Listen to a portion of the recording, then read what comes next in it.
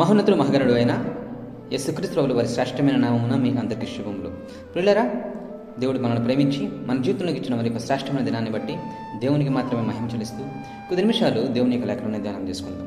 ఈరోజు మనము ఏ వర్తమానం అయితే వినబోతున్నామో ఆ వర్తమానం విషయంలో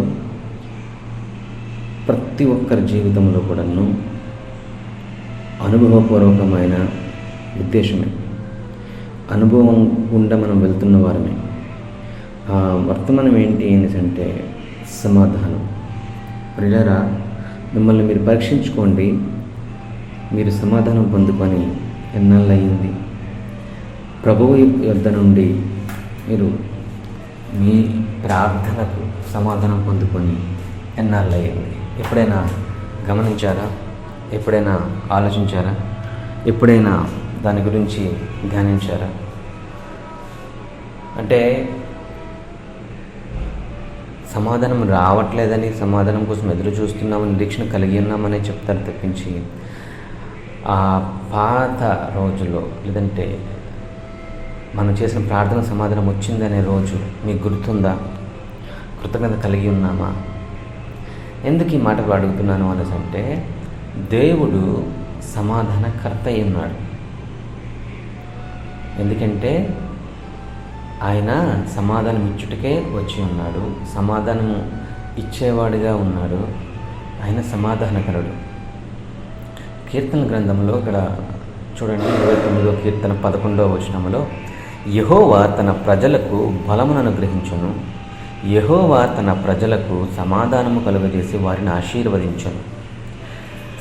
బలం కలుగజేయవాడు ఆయనే, సమాధానం కలుగజేయవాడు ఆయనే. ఆయన ఆశీర్వదించున్నాడు. మరి ఎవరిని ఆశీర్వదిస్తాడు?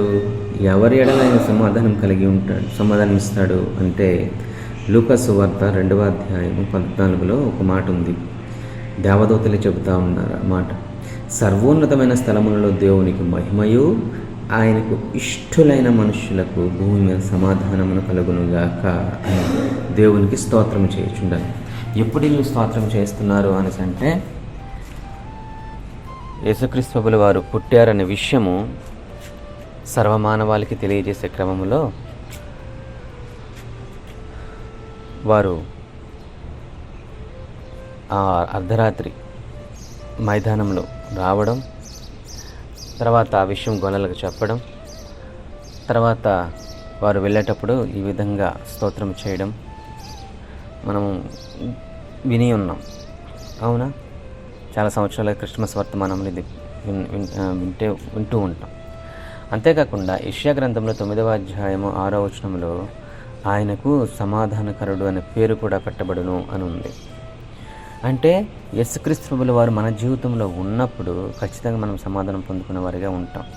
యేసుక్రీస్తు ప్రభుల వారు మన జీవితంలో ఉన్నారు అందుకు శ్రేష్టమైన సూచన, చక్కనైన సూచన ఏంటి అనేసి అంటే, అపోస్తలుడైన పౌలు తిమోతికి, తన ఆత్మీయ కుమారుడైన తిమోతికి రెండవసారి పత్రిక రాస్తూ 2వ అధ్యాయం 22, గమనించండి, అన్నీ 2 అని ఉంటాయి. నీవు యవ్వనేచ్ఛన నుండి పారిపోము. మొదట ఏం చేయాలండి? యవ్వనేచ్ఛన నుండి పారిపోవాలి. అంటే పవిత్రత కలిగి ఉండాలి, పవిత్రులుగా ఉండాలి, పవిత్రమైన హృదయాన్ని కలిగి ఉండాలి. పవిత్ర హృదయులై ప్రభువునకు ప్రార్థన చేయువారితో కూడా నీతిని, విశ్వాసమును, ప్రేమను, సమాధానమును వెంటాడుము. ఎప్పుడైతే పవిత్ర హృదయం కలిగి ఉంటామో, పరిశుద్ధ హృదయం కలిగి ఉంటామో, అప్పుడు ప్రార్థన చేయవారితో సహవాసం కలిగి ఉండాలి. అప్పుడు నీతిని వెతికేవారిగాను, విశ్వాసమును కలిగి ఉండేవారిగాను, ప్రేమను కలిగి ఉండేవారిగాను, సమాధానమును కలిగి ఉండేవారిగాను ఉండాలి. వెంటాడము అంటే అర్థం ఏంటంటే, దానికోసం ప్రయత్నం చేయాలి. మనం ఎవరితో అయితే గొడవపడ్డామో, మనం ఎవరితో అయితే అసమాధానముగా ఉన్నామో, ఎవరి విషయంలో అయితే మనం నొచ్చుకుంటున్నామో వారితో వెళ్ళి సమాధాన పడాలి. మన శరీరాన్ని పవిత్రంగా కాపాడుకోవాలి, మన ఆలోచనను పవిత్రంగా ఉంచుకోవాలి. మొదటి ఇవి చేయకుండా మనం సమాధానాన్ని పొందుకోలేమండి. మనము ఒక పక్క ప్రార్థన చేస్తూ ఒక పక్క పాపం చేస్తూ ఉంటే సమాధానం ఎలా పొందుకుంటాం? ఒకవైపు అప్పులు చేస్తూ ఇంకోవైపు నాకు అప్పులు లేకుండా ఉండాలి అనేసి అంటే ఎలా ఉండగలుగుతాం? ఒకవైపు దేవునికి అయిష్టంగా జీవిస్తూ ఇంకొక వైపు ప్రభువా నన్ను దీవించే అంటే ఎలా దీవెనలు పొందుకుంటాం? ఎందుకంటే వాక్యం చెబుతూ ఉంది, కర్రాఖండిగా ఒకే దారి, ఒకే మార్గం, ఒకటే ఉద్దేశం, ఒకటే సమాధానం, ఒకటే దేవుడు, ఒకటే మన బ్రతుకు ఉండాలి. అంటే యథార్థత కలిగి ఉండాలి, యథార్థ హృదయంలో ఉండాలి, పరిశుద్ధ సహవాసముతో ఉన్నప్పుడు, భక్తి కలిగి జీవించినప్పుడు, దేవుని యందు భయము కలిగి భక్తి కలిగి జీవిస్తున్నప్పుడు, పాపము నుంచి పారిపోయేవారిగా ఉండేటప్పుడు, సమాధానం విషయంలో మనల్ని మనం సమాధానం వెంటాడడం అంటే అంత సులభమైన విషయం కాదు. మనల్ని మనం తగ్గించుకోవాలి. ఎవరు ఎన్నన్నా సరే భరించాలి. అసలు చాలామంది ఏమనుకుంటారంటే వాళ్ళు అనే ఛాన్స్ ఎందుకు ఇవ్వాలి అనుకుంటారు. మనం ఏమి ఇవ్వకపోయినా సరే వాళ్ళు ఛాన్స్ తీసుకుంటారు. మన మీద ఒక మాట అనడానికే ప్రయత్నం చేస్తారు. మనల్ని ఏదో ఒక విధంగా హింసించడానికి ప్రయత్నం చేస్తారు. ప్రజలు అలా ఉన్నారు. కానీ మనం ఏం చేయాలి? సమాధానం కలిగి ఉండాలి. కుదిరితే భరించాలి. ఉదాహరణకి నువ్వు సహాయం చేసి కూడాను మాట పడాల్సి వస్తుంది. పడాలి. ఎందుకంటే నువ్వు సమాధానం కలిగి ఉండాలి. నువ్వు తప్పు చేయకపోయినా సరే దెబ్బలు కాయాలి. ఎందుకు? నువ్వు సమాధానాన్ని వెంటాడాలి. ప్రియ సహోదరులారా, తిరిగి కీడు చేయకుండా, కీడు మాని మేలు చేసేవాడిగా ఉంటూ, ఇతరుల దగ్గర నుంచి ఏమీ ఆశించకుండా ఉంటూ ముందుకు సాగగలిగితే, పరిశుద్ధంగా జీవించగలిగితే సమాధానము రావడానికి సిద్ధంగా ఉంది. అయితే మనం ప్రార్థించిన వెంటనే సమాధానము ఆయన ఇస్తాడంట. ఆ సమాధానం పొందుకునే క్రమము ఆలస్యం కావచ్చు. ఉదాహరణకి నీవు చేసే ప్రార్థన దేవుని దగ్గరికి వెళ్ళాలి అని అంటే నీకు ఆయనకి మధ్య పాపమనే గోడ ఉండకూడదు, అపవిత్రతన గోడ ఉండకూడదు. అప్పుడు నువ్వు చేసిన ప్రార్థన ఆయన దగ్గరికి వెళ్తుంది. నువ్వు చేసిన ప్రార్థన దేవుని దగ్గరికి వెళ్ళిన తర్వాత ఖచ్చితంగా దేవుడు సమాధానకర్త కాబట్టి, సమాధానం ఇచ్చేవాడు కాబట్టి, ఆయన వాక్యం చెబుతూ ఉంది కదా, తన ప్రజలకు సమాధానం కలుగు చేసే వారిని ఆశీర్వదించును అని.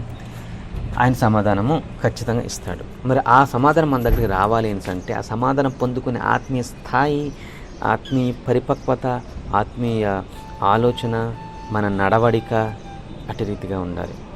ఊరికే ఏది రాదండి. ఊరికే ఏది రాదు. దేవుడు అంటే దేవుడి దగ్గర మన మీద దాచుంచినట్టు. చాలామంది ఏమంటారంటే నా రాత, దేవుడు నాకేమి ఇచ్చాడు, ఎందుకు ఇస్తాడు దేవుడు నీకు? దేవుడిని అడిగే నువ్వు తప్పు చేసావా? దేవుడిని అడిగే నువ్వు పెళ్లి చేసుకున్నావా? దేవుడిని అడిగే నువ్వు ఇష్టం వచ్చినట్టు ప్రవర్తిస్తున్నావా? ప్రియ సహోదరులారా, నాకు తెలిసిన సహోదరుడు ఆర్థికంగా చితికిపోయి చాలా ఇబ్బందుల్లో ఉంటూ దేవుడు నీకేం చేశాడు, దేవుడు నాకేం చేస్తున్నాడు అని మాట్లాడారు. అయితే దేవుణ్ణి అడిగే నువ్వు అప్పులు చేసావా? దేవుణ్ణి అడిగే నువ్వు ఆ ప్రయత్నాన్ని చేసావా? దేవుని యొక్క ఉద్దేశం అది అయి ఉందా? దేవుని యొక్క ప్రణాళిక అది అయి ఉందా? ఒకసారి దేవుని అడగకుండా, దేవుని యొక్క ఆజ్ఞలు ఏవో తెలుసుకోకుండా, దేవుని యొక్క ప్రణాళిక మార్గం ఏమైందో తెలుసుకోకుండా దేవుడు నాకు అది ఇవ్వలేదు ఇది ఇవ్వలేదు అని అంటే అది ఎంత మూర్ఖత్వం. అలా మనం ఉన్నట్లయితే సమాధానం ఎక్కడి నుంచి పొందుకుంటాం? సమాధానం లేని వారిగా దేశ దిమ్మరులుగా తిరగాల్సి వస్తుంది. సమాధానం లేని వారిగా దేవుణ్ణి దూషించి ద్వేషించి దూరమై భ్రష్టులమయ్యే దౌర్భాగ్యపు స్థితిలోకి వెళ్ళాల్సి వస్తుంది. కాబట్టి ప్రియ సహోదరులారా, వాక్యం ఏమి చెబుతుందో అది వినాలి, దాని ప్రకారము జీవించాలి, వాక్యమానుసారంగా జీవించుటకు ప్రయత్నం చేయాలి. ఎప్పుడైతే మనం అలా చేయడానికి ప్రయత్నం చేస్తామో, అలా ఉండడానికి ప్రయత్నం చేస్తామో దేవుడు సహాయం చేస్తాడు. ముఖ్యంగా ఆయన కృపా సమృద్ధి గలవాడు కాబట్టి, ప్రేమమయుడు కాబట్టి మనకు ఆ ప్రేమను చూపించి సమాధానం ఇవ్వడానికి సిద్ధంగా ఉంటాడు. ఆయన జాలి కలిగిన వాడు. ఆయన దగ్గరికి వచ్చి మనల్ని మనం తగ్గించుకొని, ప్రభువా నేను తప్పు చేశానని ఒప్పుకొని మరలా ఆయన తట్టు తిరిగినట్లయితే దేవుడు క్షమించి సమాధానం ఇవ్వడానికి సిద్ధంగా ఉన్నాడు. ఇంతవరకు ఏదో అయ్యింది, ఇంతవరకు నాకు తెలియకుండా ఏదో చేశాను, ప్రభువా నాకు సమాధానం దయచేయండి అని చెప్పి ఉపవాసంతో, మన ఉపవాసం ఎందుకు చేయాలని అంటే మన శారీరక క్రియలు తగ్గించుకోవడం కోసం, మన ఆలోచనలు సరి చేసుకోవడం కోసం ఉపవాసంతో ఆయన సన్నిధికి వచ్చినట్లయితే ఆయన సమాధానం ఇవ్వడానికి సిద్ధంగా ఉన్నాడు. ప్రియ సహోదరి సహోదరులారా, ప్రయత్నం చేద్దామా? సమాధానాన్ని వెంటాడుదామా? మహాపరిశుద్ధ ప్రేమగలిగిన తండ్రి, గరుడ గొప్పవాడ స్తోత్రములు, ఆశ్చర్యకరుడ స్తోత్రములు, మహశ్చర్యకార్యములు చేయవాడ స్తోత్రములు, నిత్యాశ్రయుడు భీమా స్తోత్రములు, నిన్నడు నిరంతరం ఏకరీతిగా ఉన్నవాడ స్తోత్రములు.